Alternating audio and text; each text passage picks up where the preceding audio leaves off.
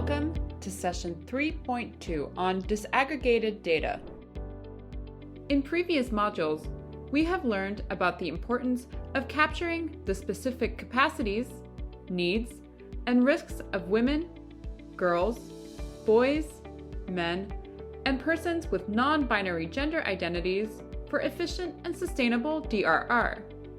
To achieve this, we need data, and that data has to be disaggregated and collected and analyzed in a gender-sensitive way.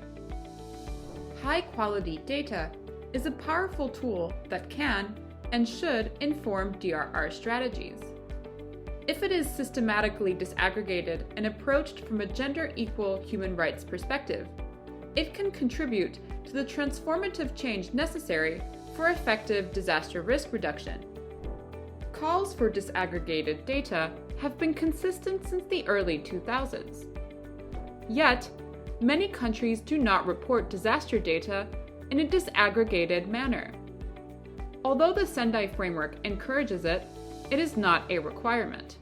There are challenges to collecting disaggregated data, but they must be overcome for risk, disaster, and recovery data to start reflecting reality and to lead to stronger, better, and more inclusive DRR interventions. It is quite simple. Without disaggregating both qualitative and quantitative data, we cannot understand how disasters affect different groups of people, and, as a result, subsequent DRR strategies and interventions will be inadequate. In line with what we've covered so far on intersectionality and on inequality being a major driver of risk, relevant statistics must go beyond measuring the direct impacts of disasters. They must include socioeconomic and political factors that affect resilience, how different groups are directly and indirectly impacted by disasters, and data on the participation and leadership of women and marginalized groups. It is essential to collect and analyze data disaggregated by sex, age, and disability, as well as by other contextually relevant factors such as ethnicity, income level, sexual orientation, religion, and gender identity. It is important to note, though, that the binary disaggregation of female and male according to biological sex fails to capture the complexity and nuances of gender identities. It therefore offers neither a truly comprehensive nor genuinely inclusive view. While sex disaggregated data is currently the norm, there is criticism of this binary understanding and categorization of gender, and the discussions on gender are constantly evolving. Although disaggregated data is key to effective DRR programming, the collected data should always have a clear purpose. Not all factors must be reflected at all times. However, the types of data to be collected and why should be identified and stated in each phase of the program. Decisions regarding data must be based on consultations with key stakeholders, including women, girls, boys, men, and persons with non-binary gender identities of diverse backgrounds.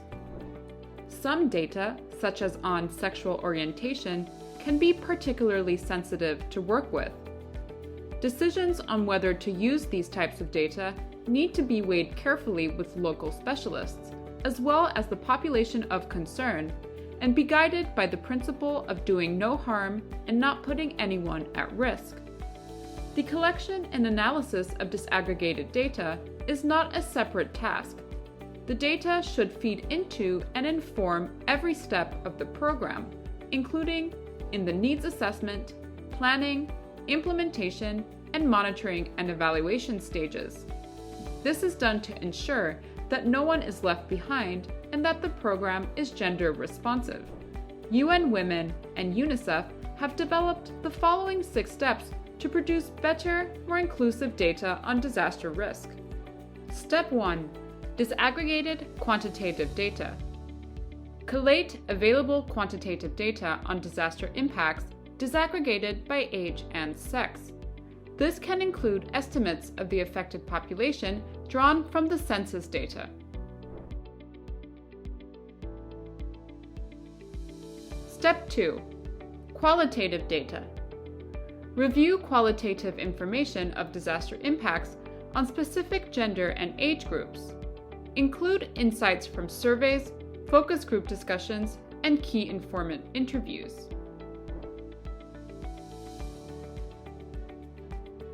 Step 3. Inequality data. Consider existing information on inequality within a given context. Consider the groups and areas where there is existing inequality. For example, the maternal health of Indigenous women. Step 4. Critical questions. Question stereotyping, sexism, heteronormativity, or cisnormativity within existing analyses of differential impacts. Identify which groups and subgroups are particularly vulnerable, innumerous, or socially marginalized who are excluded from existing analysis.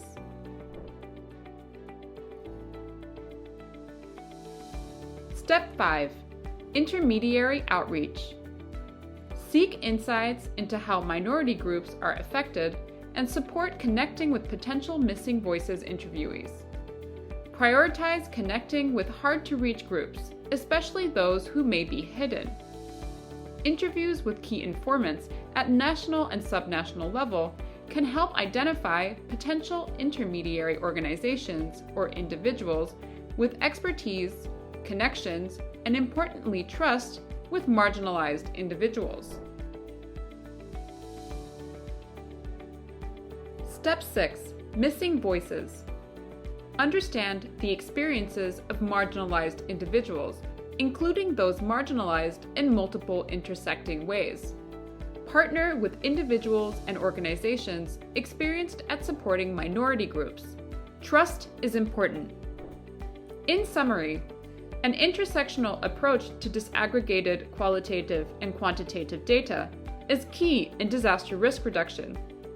To ensure gender equal and inclusive DRR strategies and interventions, the data must be collected in a gender-sensitive manner, analyzed with a gender and HRBA perspective, and then fed into mitigation, preparedness, response, and recovery efforts.